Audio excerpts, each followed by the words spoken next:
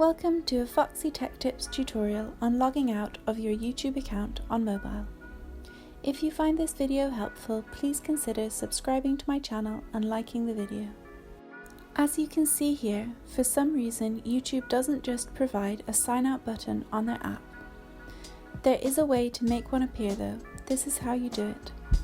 Close YouTube and go into the settings of your phone. Depending on which phone you have, the settings might be a bit different, but it's pretty much the same, so still follow along. In the settings, go into Apps and Manage Apps. Select YouTube from the list of installed apps.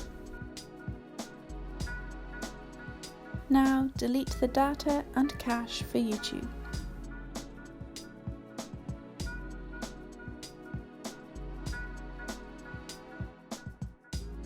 Close the settings and go back into the YouTube app. Click your profile image at the top right and then tap on Switch Account. This time a sign up button will appear. You can tap on that to successfully log out of your YouTube account. And that draws an end to this tutorial. Please like the video if you found it helpful and subscribe to Foxy Tech Tips for more YouTube tips and tricks.